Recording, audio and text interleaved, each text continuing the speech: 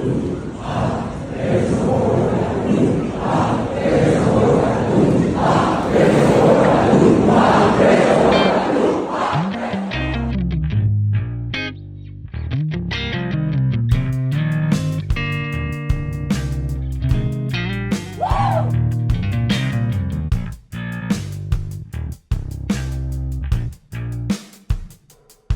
back to the Bears Den Pawcast. We highlight the journey of how Cubs become Bears.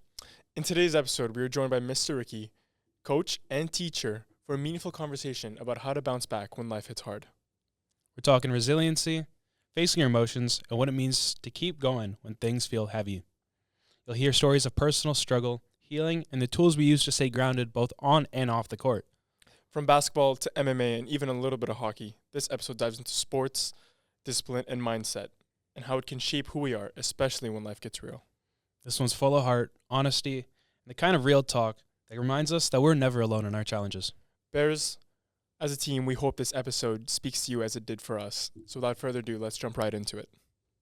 Guys, it's finally time. We have Mr. Ricky on the podcast. It's a moment everyone at school has been waiting for, and we finally have him on, and it's great to have you finally. Oh, I'm super excited to be on. I've watched your other podcasts that you've recorded, and I've been pretty excited to get on. There we go. And we've been pretty excited to have you.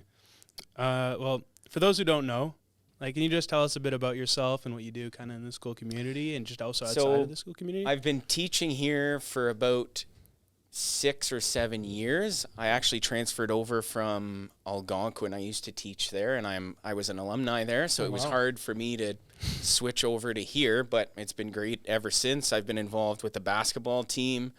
So I started off as a junior coach. I did that for a year, and then I jumped over to become a senior coach. I've been involved with the track and field team, and I've helped run certain events, certain tournaments that have taken place in the gym.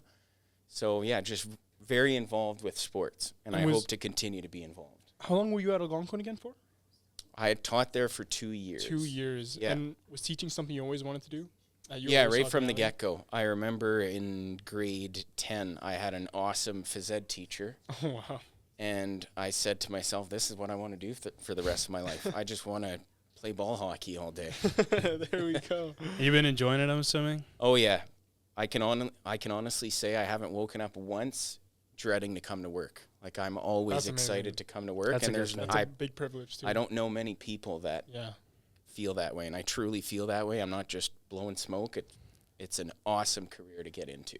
Do what you love. That's exactly. For sure. And did you? I assume you obviously went to Teachers College, and did you go with anybody that goes here too? At Teachers here now as well? No. So I had someone from Algonquin that we both tackled Teachers College together. We'd actually drive up to Sudbury and back every day. Oh, wow. Really? So we did that together for 2 years. And he's actually teaching in Peterborough now.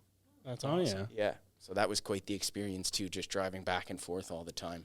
Lots of windshield time and lots of gas money. Lots of gas money. Yeah. I couldn't imagine doing that drive every day, honestly. Oh, it's not as bad. People that live in Toronto do drives like that all the time, right? Yeah. At least I wasn't stuck in traffic. I was flowing with the traffic. And did you teach basketball in Algonquin as well?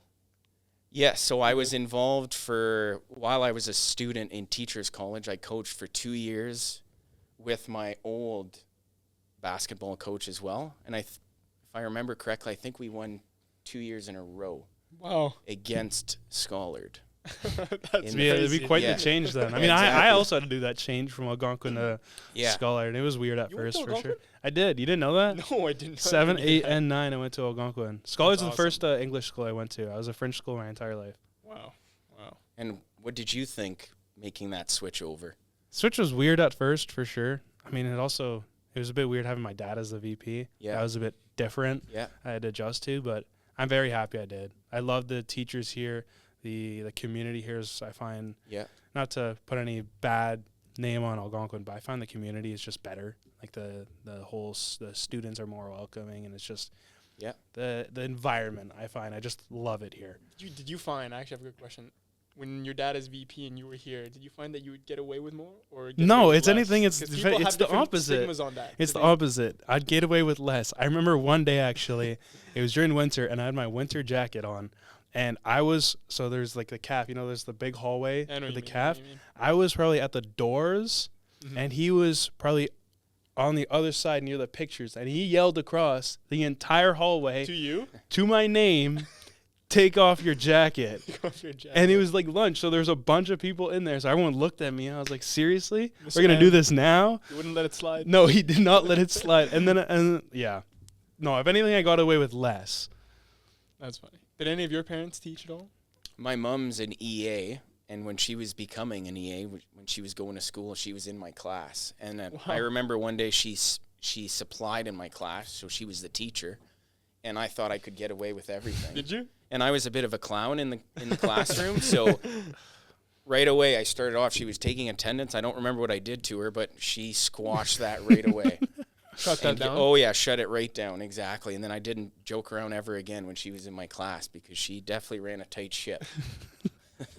And apart from basketball, do you teach anything else sports-wise or even outside of school? No, basketball's been my passion ever since I was a kid, so I've really stuck to that route. And before, when I was in my early 20s, I used to think I'd be involved in all these different sporting teams, but now that I have a family and having gone through some of the events that I've gone through, I've realized that I need to take more time for my family. So I've stepped away a little bit from trying to be involved in so many things because my family is very important to me as well. 100%. That's number one, right? Yeah, exactly. I'd say family is 100% number one in my place, too. I mean, it's the one tattoo I have right here. It is true. You have the one up there that says family? Yeah, it says family. What language again? Japanese kanji. Japanese. And hey, if you could teach, though, apart from basketball, if you had to pick one sport One to other teach, sport? what would it be? Anything. Could be anything. It can even be you just add it right Croquet. to the school. Curling. I think I'd enjoy the hockey aspect because when I was a basketball player, I talked a lot, and I feel like hockey players get away with a lot of talking that other sports don't necessarily get to do. So I think I'd enjoy coaching that just for that aspect. I could see you being a good hockey coach, just sitting, nice suit, sitting with the arms crossed, standing, just Poor walking Leafs, around by the way. Yeah. Poor Leafs. Oh. They lost it, speaking of hockey. The usual. The usual. We've gotten used to that now. Yeah. But I will say with coaching basketball, because you've been my coach, and I've had so many different coaches. I find your coaching style has been the favorite I've had so far. There's obviously some people that don't like it as much, but for me, it's easily been the best coaching style because there's not any yelling. Like a lot of coaches have so much emphasis on being very loud and yelling and like we get on the line and we're running. Yeah. We very rarely did that type of stuff. It was always a lot of constructive criticism, and you're always encouraging people to just push past their limits and keep going. And I really appreciated that. And I don't think I'll ever have a coach like you again. And it's funny because I grew up with coaches that yelled at me. So why do you find that you take a different approach to that now?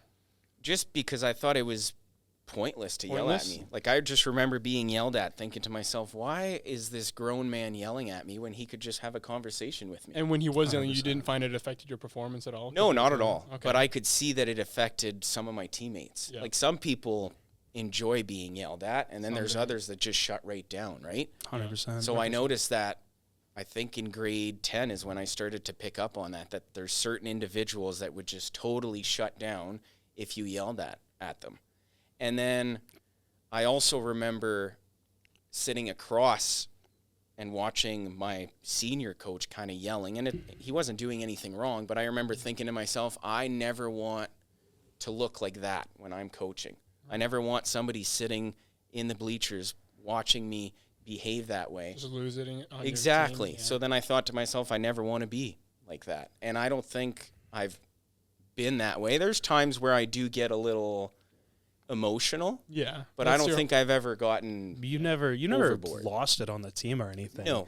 That's just passion, right? You know what I mean? Yeah. Exactly. It just means you care.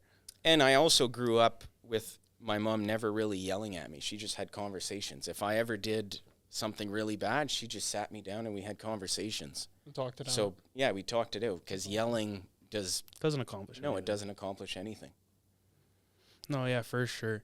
Like, and then you always talked about, like, with, like, our team, it's always pushing through and just never really giving up, especially with games that sometimes, like, I remember we had my 11th grade year, we were down probably by 60 or something.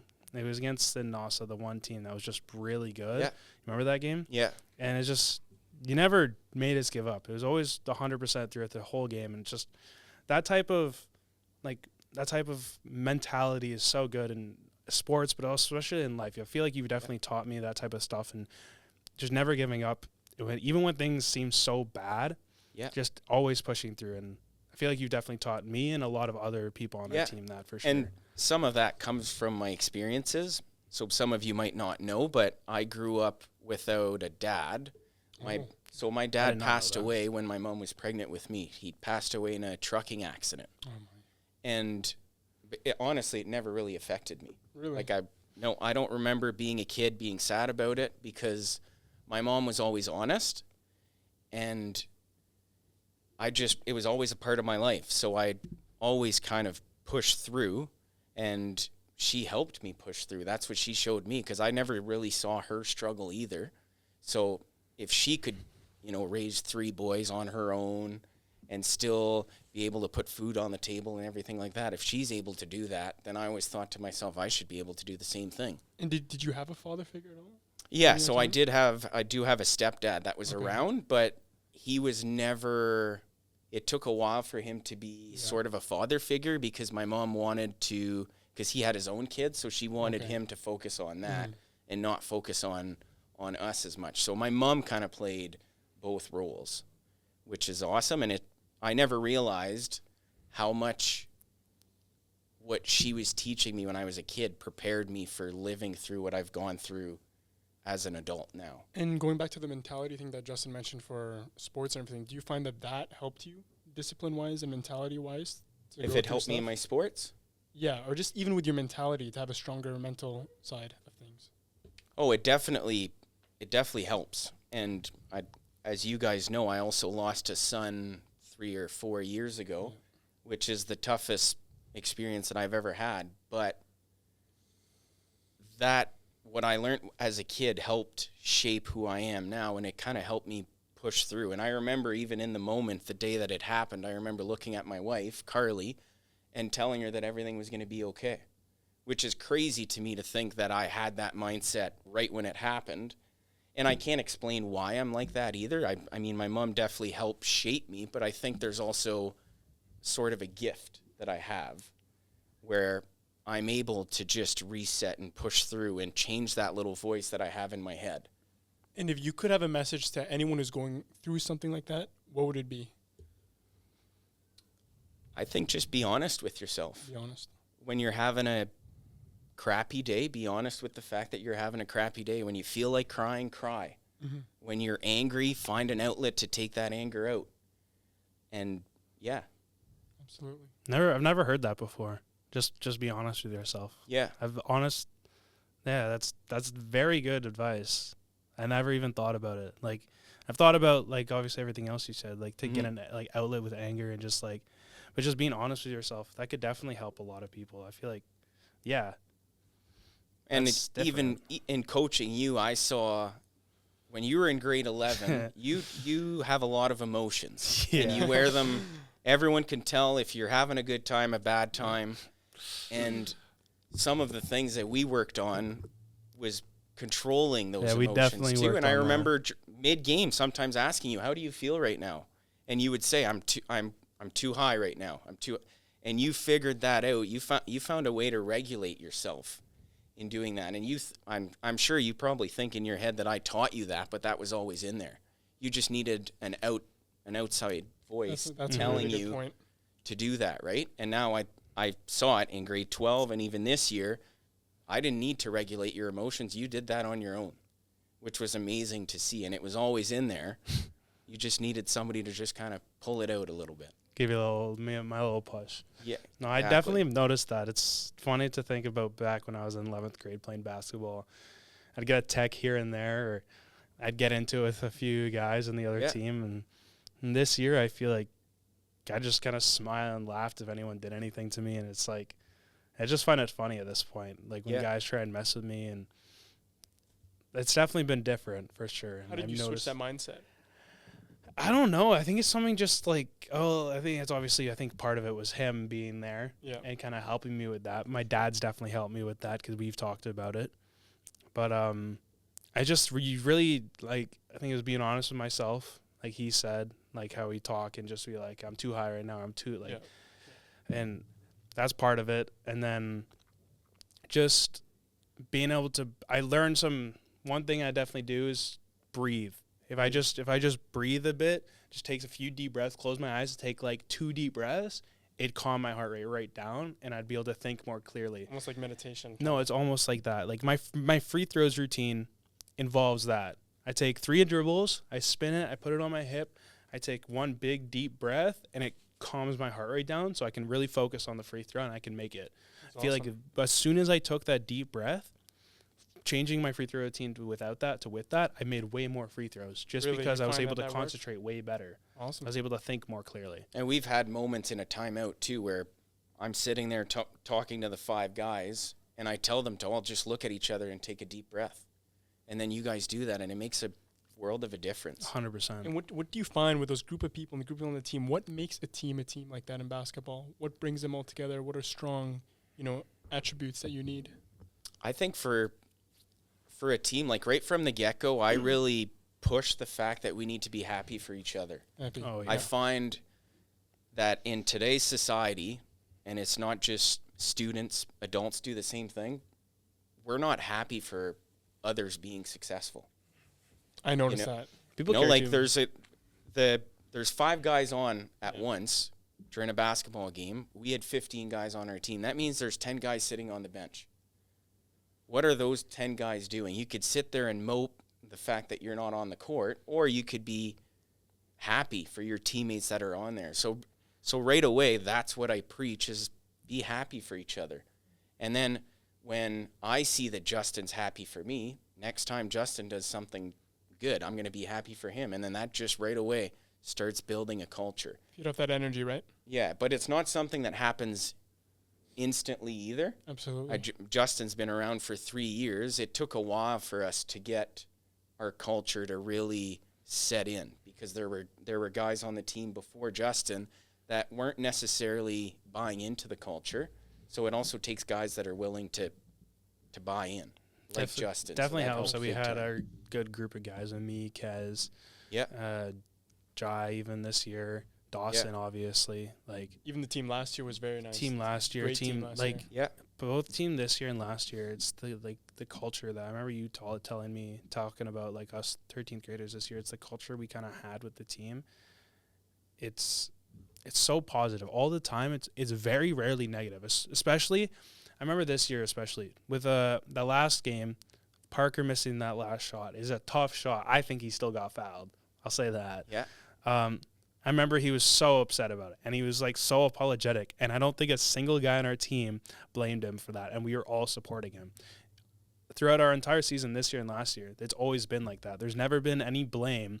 Even when like someone messes up badly and it might have cost the game, it's not just that player that messed up. There was issues before that. There was like mistakes before that point that happened that caused that loss. So it was always a positive. It's not only your fault. We lose as a team, we win as a team. Yeah.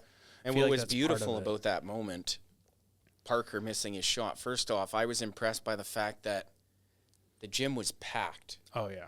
Was this like the final game? This was the semifinals, and we drew up a play. We were down by 2. Wow. We drew up a play for Parker. He was open. He kind of got pushed in the back, but missed the layup. And then he's just crying. He was on the gym floor crying in front of all these people, which I thought was beautiful because, as we know, it's not as boys, it's not easy to cry in front of that many people. So, and then everyone kind of picked him up. We brought him to the change room, and then when I got into the change room, all of you were crying, which I thought was such a beautiful moment, and I said it in my post-game speech. I'm like, it's so beautiful that you guys feel comfortable crying with each other, and you got to be able to release that emotion. That's beautiful. You can't hold it in, and in that moment, they didn't. And we had a chat, and I told them, you get today to be upset about this, but tomorrow we move on, because there's nothing you can do about it tomorrow. Exactly. Absolutely.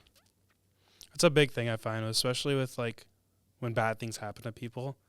and they're just constantly upset about it. And like that's what I find with people that are naturally very negative, is that when something bad happens, they are dwelling on it constantly, and it sucks in the moment, and it's you gotta take that time to grieve or just deal with whatever happened.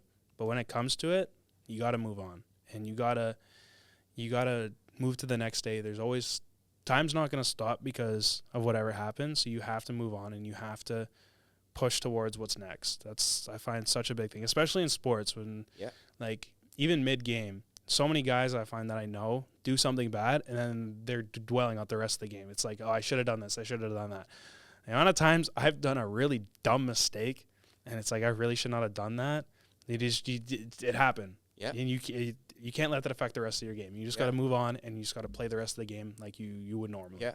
And I'm sure you've experienced it as a fighter too, right? You get punched in the mouth and it hurts, but you can't stop. Yeah, you're in the moment and you're rattled a bit and you're like, wow, I just got punched. And it's like, just got to keep going, you got to keep fighting.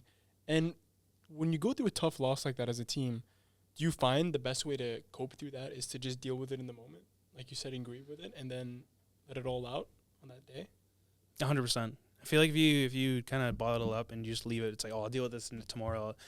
It kind of like it makes it worse almost because then you're not dealing with it. So then it's still in the back of your head, even though you're not dealing with it at the moment. It's in the back of your head, and you're partially dealing with it. And then the longer you let it last, the worse it gets. And then because now you're stuck with that feeling of you're that, and then you kind of don't want to let go to that feeling because it's like it's a weird feeling to have. But I feel like you guys know what I mean. It's if you deal with it for too long, you don't want to fully deal with it and move on. The longer you don't deal with something, the more you don't want to move on from it, if that makes sense. And it's so easy to kick things down the road, 100%. Right? Absolutely. To delay stuff, I feel like guys do that a lot, especially. Guys are just mostly, they just like, oh, I'll deal with this later. Don't have time to deal with this. Got to focus on other things. And then it always, they end up having so many things bottled up, and it always comes out at once, and sometimes that looks really bad. And people don't know obviously what they've been dealing with, but if people deal with it more at once, or do they just let out a good cry? Because a lot of guys are, like you were talking about, a lot of guys are more afraid of doing that. It helps so much in the long run because then you're able to be a more happy person in general, I find. And it doesn't necessarily have to be crying. Yeah, exactly. Right? Like it could just be having somebody as a soundboard. And we talk about it in health class all the time with the grade 10, grade 11, grade 12 classes that we have. We see it. Boys have a hard time sharing. But what I like to do in the classes that I have is start to share my own struggles and my own stories that I have. And then you see right away guys start to open up a little bit. And from what I've seen over the past couple years, boys are getting better at doing that. What do you think that stigma stems from? Why do you think boys are afraid to show that emotion? I think it's just generations of the society just telling us that men are supposed to be strong. The masculinity thing. Exactly. And it's not like that anymore, but it takes a while to fix that, right? It takes like I'm teaching my son, for example, to be vulnerable and to show his emotions, and then hopefully he does the same thing if he decides to have a family on his own. So it takes a few generations to fix a problem like that. And I think we're on the right track for sure, because I've definitely seen improvements in young men. I think the strongest thing is showing your emotions no matter 100%. I mean? And instead of keeping them compressed and concealed, showing that to the people you're close with and to people in general can even help you inspire someone else beside you. Like you, for example, if you had trouble and you see me express my emotions, it might help you. Yeah, definitely. And it's a skill. And I always say the quickest you can start working on that skill, the better off you're going to be. Absolutely. Because when you're a teenager, you're going to face problems that adults are going to tell you that aren't that big of a deal. But when you're a teenager, they are that big of a deal. Yeah. Right? So what I try to do too is just not minimize the issues that teenagers are going through. And if you're able to deal with those problems as a teenager, down the road when you become an adult and you have a job and you have a family and you've got bills to pay, you're going to be more equipped to deal with those problems, right? For sure. 100%. one thing I'd say a lot is that people minimize, like you were saying, minimize their problems. Like, I find so many people, both men and women, do this, is that they're like, oh, someone's dealing with something worse than me, so I can't be upset about this. It doesn't matter how bad it is or how worse something else, because someone else is always dealing with something worse, probably. Of course. There's always someone that has something worse going on. Absolutely. But no matter how bad or how little your problem is, you have to deal with it, and it is a problem to you, and you can't minimize that. Yeah. And resiliency, I always compare it to a cup of water, right? Everyone has a different cup. Exactly. That's a really good one. Right? You might have a big cup, you might have a little cup, and I shouldn't judge you for your cup being overflown and then you lashing out or something like that, because you can take as much as you're going to take, and I can take as much as I'm going to take. Absolutely. And we have to be respectful of that, and I feel like there's a lot of people that judge others for the way they react to certain things, but we shouldn't, because we're shaped by our experiences, by our family, the way we were brought up.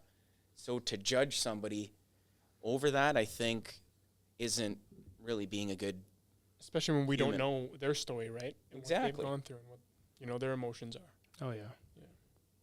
That's definitely a difficult thing for a lot of people to have to go through. It's like just so many things in their life that happen, and they just don't know how to deal with it, and it's...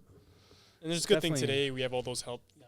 Yeah, exactly. Especially with the resources, with the school having the mental health program. Yeah, a lot of schools do now. It's very good that it's so widely considered, or not widely considered, but like people care about it as much as they do now. Yeah. The mental health, just in general, because like if you look like 50 years ago, a lot of mental health people didn't care about it. People they barely even knew it like was a thing and it actually mattered. Nowadays, it's mental health is just as important as physical health, if not more. Absolutely. So it's such a good thing that it's being public. Like I can't think of the word right now, but like it's so widely considered as an issue that needs to be helped, and people are being brought to that problem. For sure. And I'm going to jump a topic here. Yeah. Back to sports. I'm very curious. What's your favorite basketball team right now? I know you're a big basketball person, as we know by now. There is a right answer. There is a right answer. Considering you're Canadian. No, considering you're Canadian, there is a right answer. I'd say the Denver Nuggets. Denver. I'm an OKC guy. Because I love Jokic. That's a hot topic right now then. Because I love Jokic, just his way of including everybody on his team. I just think that that's such a beautiful thing to watch. I don't think anybody is doing it to the extent that he is. And it goes right in line with my philosophy as a coach, so I just love to watch them.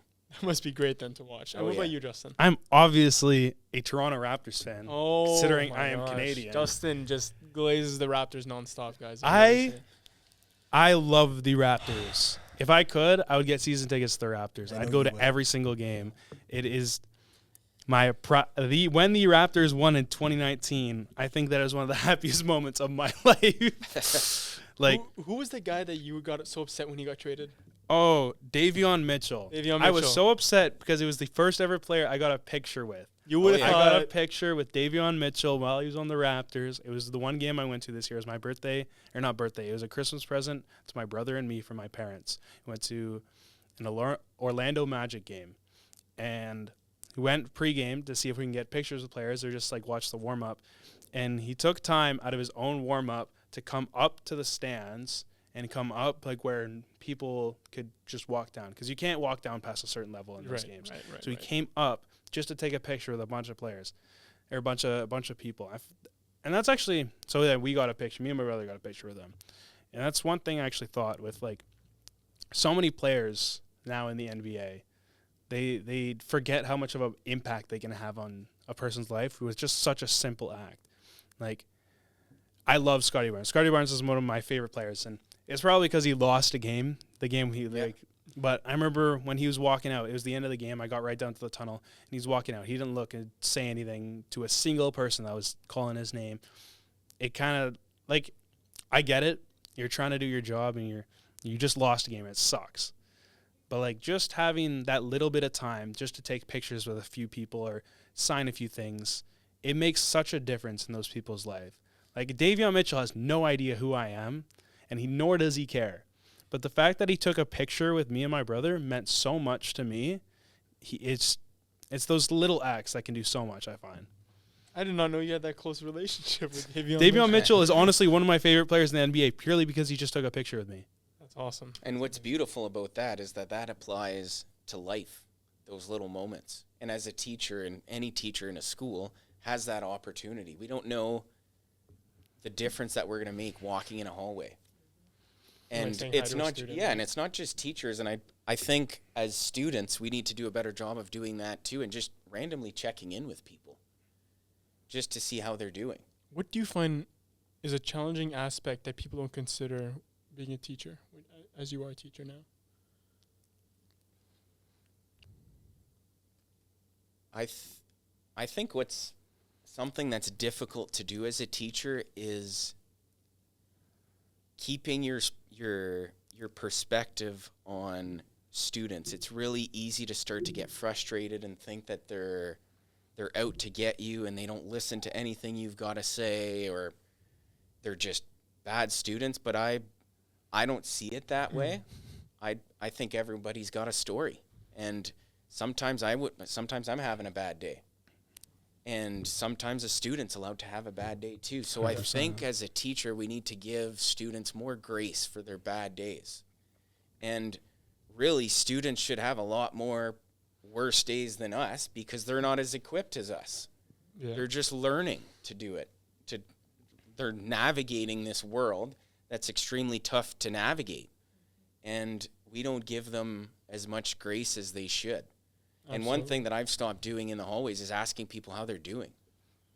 Because if I ask anybody how they're doing, what's going to be their answer? Good.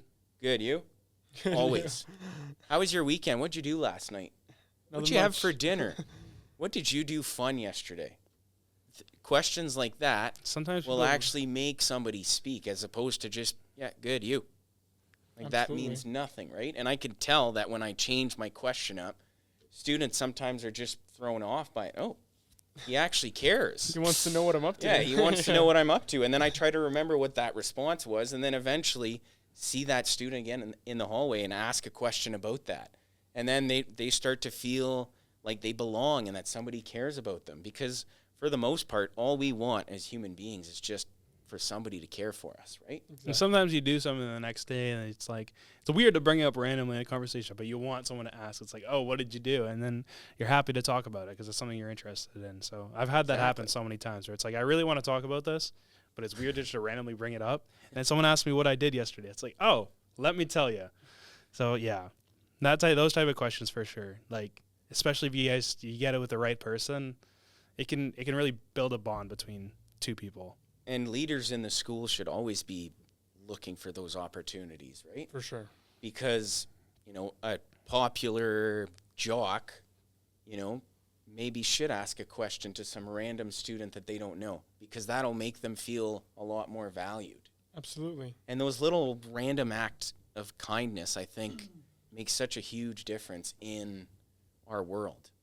And now that you talked about a hard part, what's a great part about being a teacher that you find is like what's your favorite part about being a teacher? Top tier up there. You're like, I love it. Just you guys, honestly.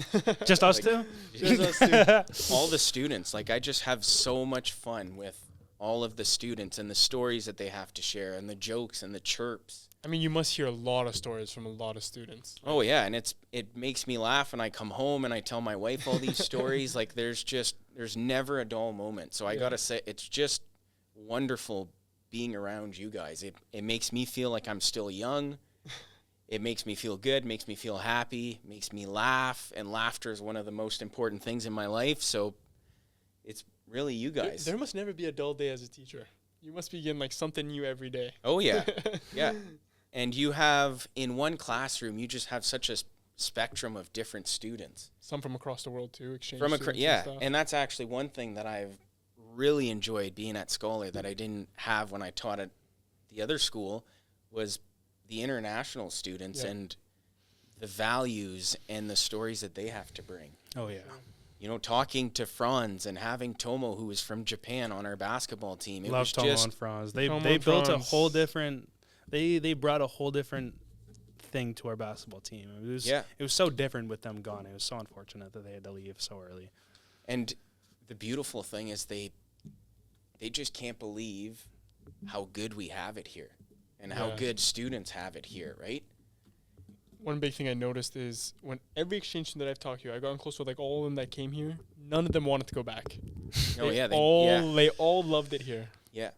Which was a cool thing to think about. It goes to show all the teachers are doing great, the students are awesome, the school system is good, and even just the environment in general is amazing. And the people are so nice, I find. Especially with those type of people. Like, I find the students here are so welcoming. I've never seen a student like come from out of country and then get rejected and just like get isolated. There's always a few people that they find that are just so welcoming, and they're able to find people that can really help them out and find their place in Canada here. Yeah. I think there's a funny story too about Tomo, who's, like I said earlier, he's from Japan, and Mr. Wiegers and I are talking to him on the field during a phys ed class. And we're talking to him about how we would fit in as teachers in Japan. Oh, this will be good. Yeah, so then Mr. Wiegers asks Tomo, "You think I'd be a good teacher in Japan?" So then Tomo looks at Mr. Wiegers and just nods. So then we both start laughing. He's like, "Mr. Wiegers, you're way too nice." Way too nice. Yeah, and I mean, some people might not think that we're the nicest people ever, but Tomo, in his mind, was like, there's no way you guys would fit in. You're way too nice. You're not strict enough. And it's a whole different perspective, right? Completely agree with Tomo. Back in my school in the Middle East, it was all nuns and everything, and you guys here are just all so laid back and chillax and stuff. And I remember I was talking to Tomo. It was during an assembly, actually. And when I was talking, I was like, is this like, you guys do this type of things in Japan? And he's like, no, not really. It's like, we never really do this stuff. And I was like, okay.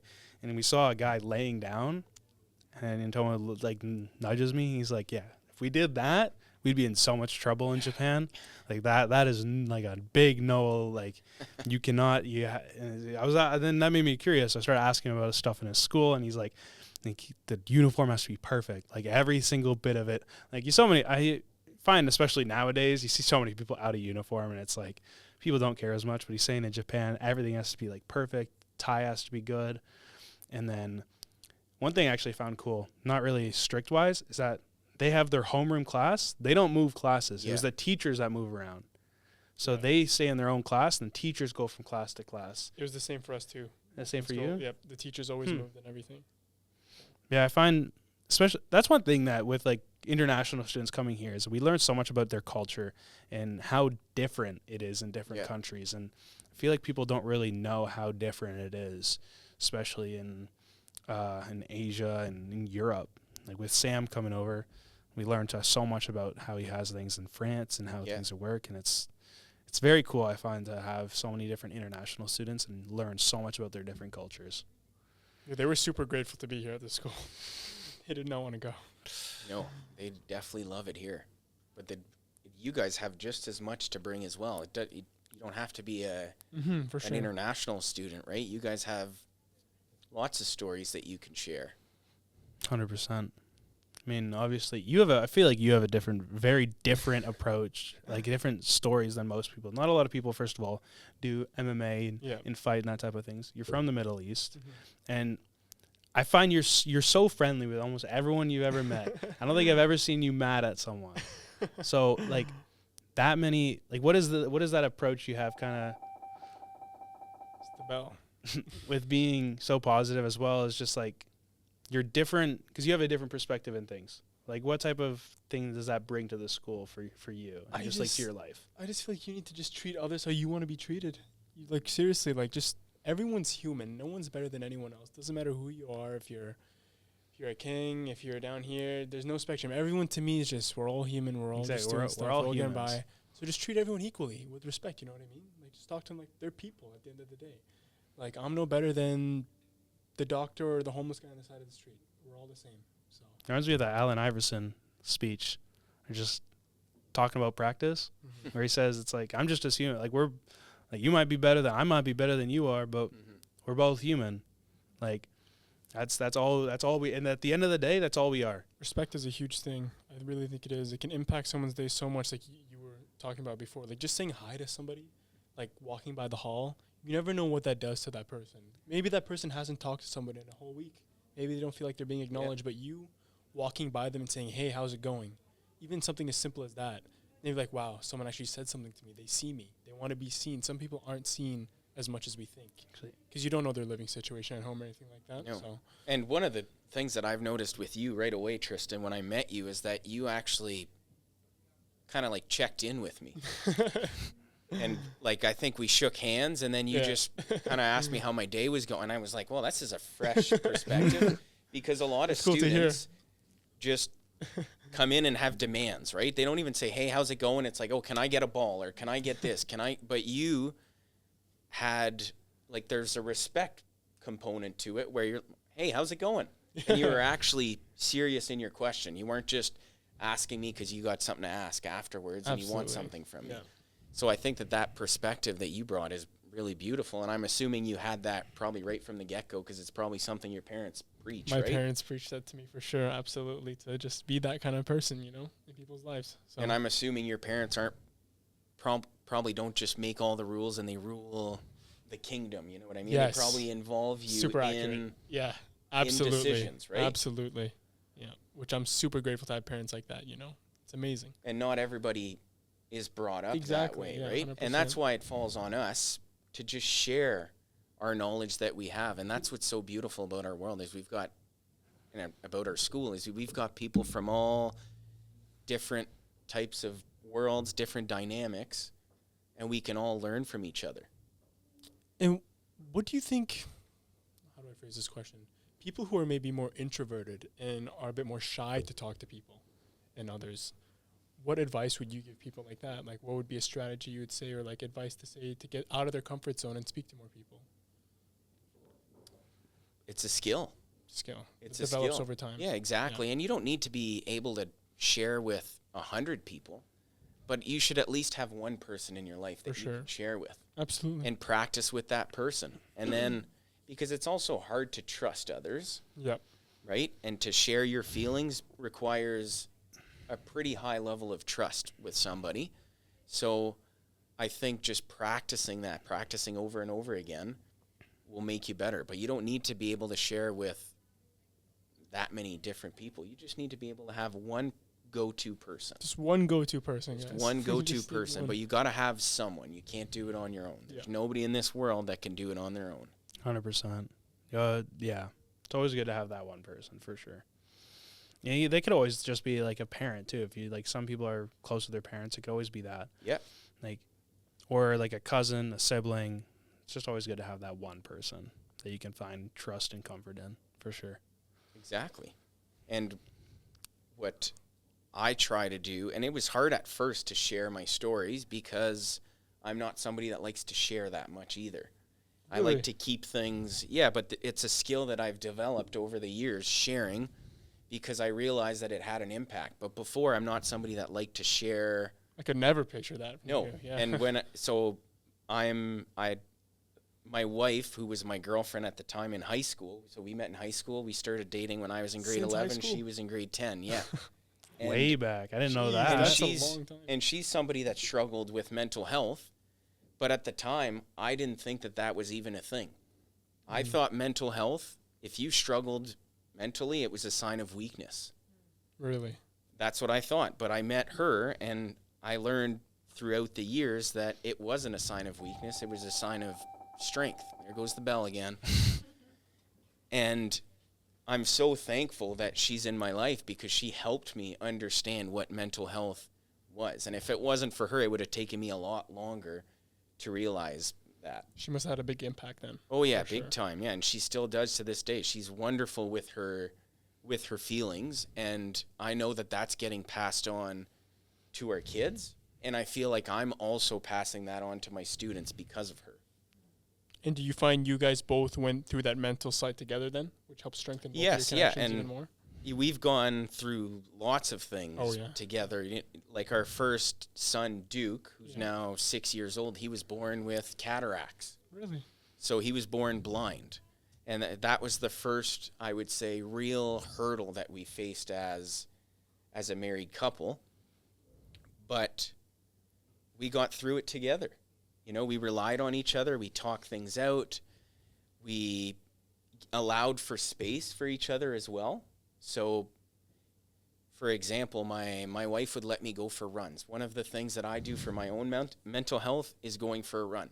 She can tell when I'm starting to struggle, and she'll just tell me, go for a run. Go for a run. And sometimes I don't even know. I'm like, oh, yeah, sweet, I'll go for it. And I don't even realize what she's actually doing, but she clued in that maybe I was a little off when I walked in the house or something like that, and then she allows me to do that. And then I go out for my run, come back, and I feel like $1,000,000. So she even helps you recognize stuff that you might not even see, yes, and vice versa with you. Yeah. Sometimes you can see it from an exactly. outside's perspective when you can't see it. Like there's like, I swear parents have a thing with it. My mom, I swear she has a thing. She's like randomly comes up to me. She's like, moms. Are you okay? I was like, yeah. She's like, you just seem a little off. I was like, I think I'm okay. Yeah. And they just kind of know. Yeah. And it's like, you don't think you showed any bit, but they just know. And sometimes having that outside perspective and just having someone to check on you, like obviously like your wife does, it's really good to have that. Yeah. And it's good to just someone to keep you in check, I guess you could say. Yeah.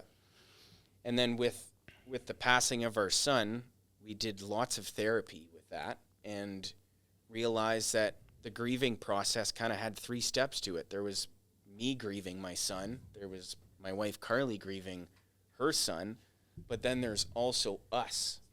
Together, right? Together grieving our son. So we had to give each other space for that. And in doing so, I really think that our grieving process was healthy because it wasn't always together as well. Because you need time away from each other to just kind of balance things out, right? And maybe talk to somebody that's more objective than subjective. Someone that hasn't gone through the exact same thing as you that could just sit there and listen or give you a fresh perspective. For sure. It's definitely good to have that fresh perspective. Like, I find having so many different perspectives is such a good thing to have. So, if I have, like, an issue where it's, like, I'm not sure what to do, I try and talk to a lot of different people because everyone's going to have a different thing they would do or a different perspective. So having all those different, it helps me kind of build what I'm going to do and just kind of take like all of those different just perspectives and put it into one and kind of make me formulate my best course of action to that problem or that situation that I'm in. Definitely. And you were saying you run to help yourself de-stress, but you also just run for fun too? Like, in general? Like, yeah, I just run for fun, but it's I actually started running with my son Duke. Oh, no way. When he was a baby, I just push him in the stroller because he was a super colicky baby, which means he just cries a lot, and his stomach would be upset all the time, and the only time he wouldn't cry is if I pushed him in a stroller. So then I'd run for 10, 15 kilometers with Duke in the stroller, and he would just be as happy as can be. Get the baby vest. Or is he older now? He's older now. He could actually run now, but not sure how long he'd last. Did you find with the different perspectives, did you find that helped when you were dealing with the diagnosis of your mom having cancer? Did you find that you looked to other people to see their perspective? Because I think a lot of people have family members that have had cancer, right? So I feel like it would have been a pretty smooth conversation to have. Like, obviously with my dad being so open, and he's in the school, obviously. So teachers a lot of times kind of already knew that. Yeah. And this was before I was at Elk Scholar, actually. So the year I came, a few people knew like that. So like I talked to a few people here and there. I probably should have talked to more people about it than I did. This is when I was younger. I think it was in 9th grade when this happened, when my mom got the diagnosis. So I didn't talk to a whole lot of people about it, but kind of having my parents just to talk about it. Like, my parents were always, it was weird. My mom was always checking up on me when she was the one that was diagnosed. She was always checking up on me and my brother, being like, are you guys okay? And it's like, I was always thinking, it's like, I should be asking you that. Yeah. But it is having her to talk to and then having my dad to talk to, just having those two different perspectives of she's dealing with it versus my dad has his own things that he's dealing with her having it. Yeah. It was interesting, but it was good talking to two different people about her dealing with that type of stuff. Yeah. That makes sense. Yeah. What were your emotions when you heard about it the first time? If you don't mind me asking. I remember we were in our kitchen. My mom was sitting down over on a table that we have. We were all in there, and I was really weird because she was like, "I need to talk to you guys." And our whole family was there. Yeah, my dad knew. And I could see like that she was like crying, and then my dad was also crying before this. I was like, "What is gonna happen?" Mm-hmm. So then she said that, and just I didn't even say anything. The first thing I did was went and give her a hug. I don't know why. Mm-hmm. I felt like I needed to do that. So that's the first thing I did, and it was a lot of mixed emotions. I didn't know how to feel, because like I didn't cry right away, and I almost felt bad for not crying right away. So I genuinely didn't know how to feel at the time, and it was just weird, because it's like one of those things. It's like I see so many other people dealing with this, but I never think it's gonna happen to me. Yeah, and then it does. And it's interesting that you put kind of pressure on yourself on how you think you should feel, right? And that goes back to being honest with yourself. Yeah, it's okay to not know how to feel. Yeah, exactly. And it rolls back, right? Yeah. And then my cat, about a year ago, actually passed away, and it was another weird thing where we knew he was struggling. He could barely walk. Like, he would only stay in my parents' room, and that's it. It was a difficulty to see him like that. But the morning he passed, my mom, it was when I woke up. She heard I woke up, so my mom just came up to me. He's like, "Hey, just to let you know, Mittens passed away this morning." I was like, "Oh, okay," and I just didn't feel anything. Mm-hmm. I went and took a shower. I got out of the shower, and then I went to hold him. As soon as I held him, I just couldn't stop crying. Because I grew up with this cat basically my whole life. Oh, wow. Yeah. My cat, I think he passed when he was about 13 or 14. So it's a good majority of my life. So it was something I've never dealt. No one in my family's ever died either. So I've never really dealt with that type of emotion and just loss in general. Yeah. So it was a weird feeling. And again, when I first found out, I was like, I feel like I should be crying right now, but I'm not. Yeah. I don't know why.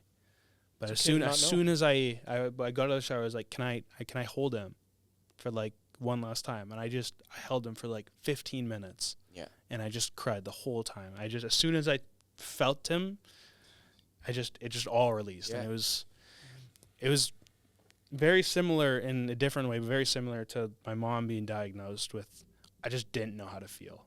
And I just kind of learned that it's okay to feel like that. Yeah. And it's okay to know not how to feel. Yeah. But you know what? You wanted to hold your cat, and you wanted to hold your mom as well. Exactly. So that shows you a little bit that when you're going through something, you're more of a physical touch kind 100%. Of guy, right? That's what I found out. It's especially when I've gone through breakups and whatnot. Yeah. My mom's always been there for me. It's what's always helped me. It's like I'll go up to her, I'll be like, I just really need a hug right now.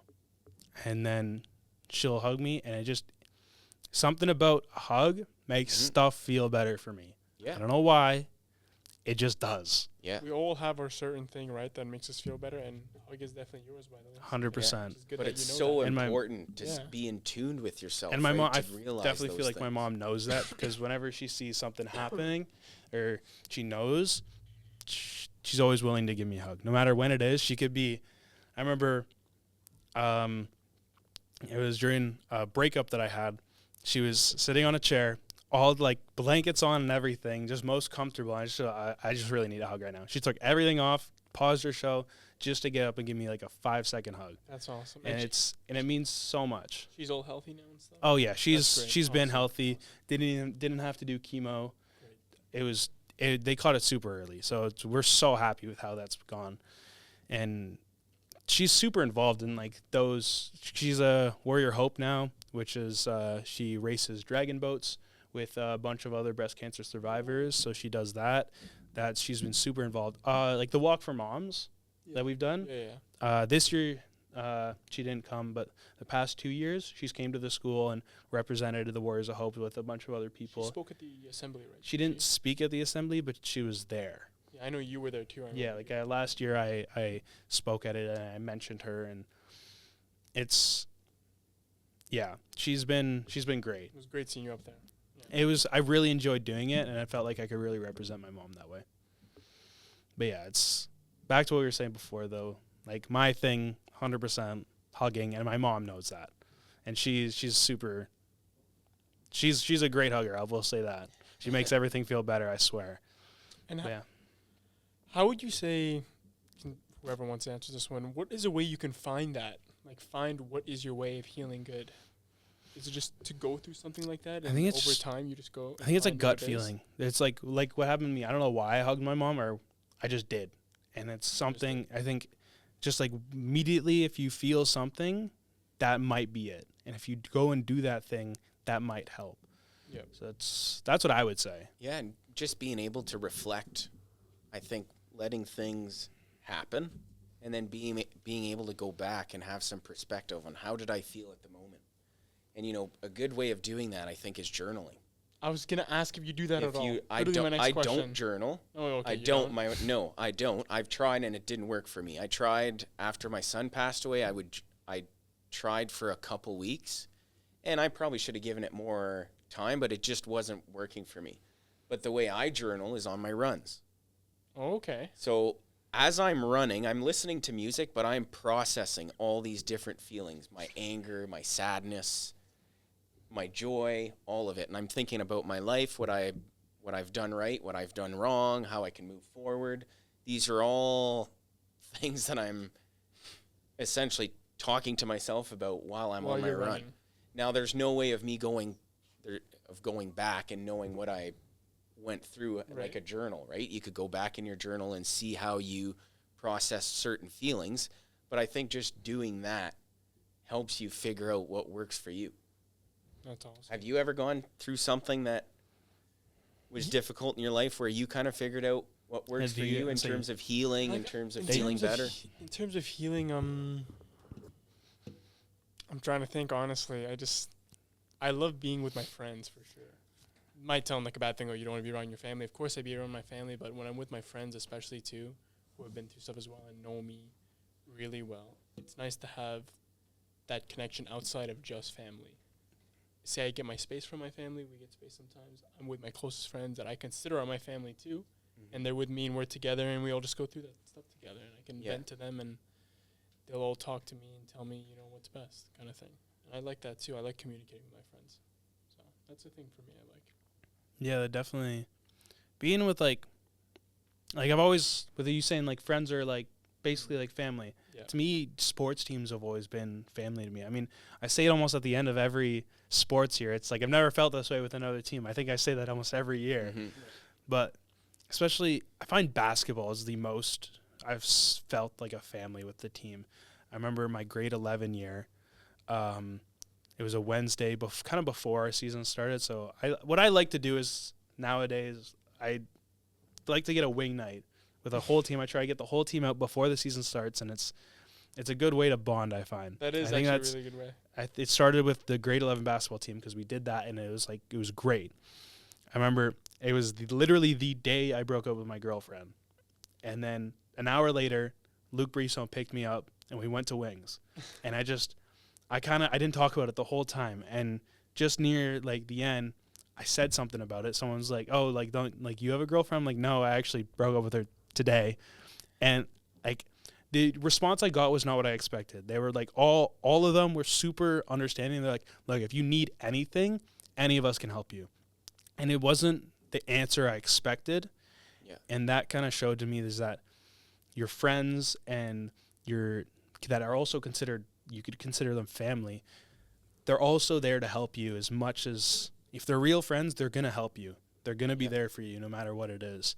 And I have had so many different experiences with friends doing that for me. Another breakup I had, I'm talking a lot about breakups, but another breakup I had. Broken up with a lot, eh? Yeah, Justin, what's going on? My friend Josh, he drove me home from when it happened, cried the whole way back, and we were supposed to go get food. It was during lunch. We were supposed to get food. So he drove me home instead, and then he went to Wendy's, picked up me some food, came back, dropped it off, and then just left. So he purely got me food. He didn't need to. I didn't ask him to. But just that, he was just worried about me. It's like, and then he texted me later. He's like, did you eat what I got you? Like, are you eating? Did you drink? And it shows how much friends actually care and how much they can put effort into showing how they care, and for sure, and how if they're a good friend, they will be there for you. So it's always good to talk to those people. Absolutely. And one aspect of that's hard to do is asking for help. Definitely. Right? We don't want to ask for help, but we have so many friends that just want to help. But in our heads, it's like, I don't want to burden anybody. I don't want them to have to deal with my problems. But really, true friendship means helping each other out. A true family helps each other out like that. And you got to give people the chance to help you out as well. Chance is a big thing, giving people a chance. Yeah, a lot of times I've heard boys tell me, like, sir, you talk about talking with my friends and stuff, but if I do, they're just going to laugh. And usually I say, well, have you tried? No. Well, then how do you know that they're going to laugh? You're just assuming. Yeah. Right? But if you give them a chance, they might not necessarily laugh. Or maybe they will laugh, and that'll make you feel better. Laugh in a good way, not laugh. Give it a chance. Right? You have to give it a chance. 100%. Everybody watching, just give that one thing a chance that's on your mind right now.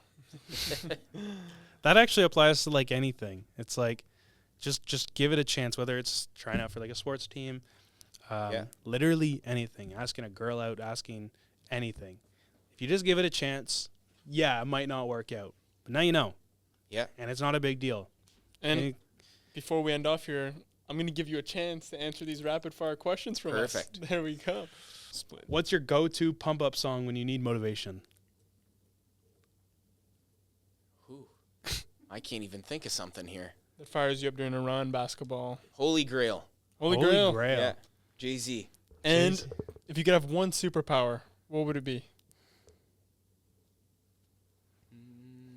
The ability to make anybody laugh. Oh, that's awesome. That's unique. What's one non-negotiable part of your morning routine? Showering. Shower? I mean, yeah. I can't go anywhere if I haven't showered. In the morning? Have to have that morning it has shower. to happen. I'm definitely a morning person. Morning shower person. Not a morning person, but I love a nighttime shower. I like both. But like, let's say I don't shower in the morning, I shower. If you could instantly master one new skill, what would it be? It could be anything. A language, whatever it is. Singing. Singing? Yes. Do you karaoke often? No. I'm terrible. I'm a terrible singer, but I am as love well. singing. I'm the same way. I've seen Justin karaoke. You could ask my friends. I am a terrible singer, but I love singing. Like if I could just rock a song, it would just... Would it be Holy Grail on a karaoke night? Oof. What would your karaoke song be? No, I don't think you want to hear me singing. If it was karaoke, it's definitely Shania Twain. Has to be Shania Twain. Bruno Mars for me. That's fair. That's definitely fair. Okay, for our last question, if you had a motto or a mantra you live by, what would it be? Good play, bad play, next play. And that applies to life. I like it. Good day, bad day, next day. You just got to keep going. Just got to keep going. Exactly. It's a good way. I might use that in my next post of something. So I'm going to have to give you credit for that one. Oh, it's all good. Good play, bad play, next play. That's good play, bad play, next play. I like that. Well, thank you, Mr. Ricky, for thank you guys. very much. This was awesome. It's been an amazing episode, I feel. 100%. Thank you guys for sharing, too. Yes, it's not easy to share like that. Yeah. It's always good to have someone that's super open to share. Helps everyone else share as well. So thank you for that. Anytime. Well, Bears, we'll see you on the next episode.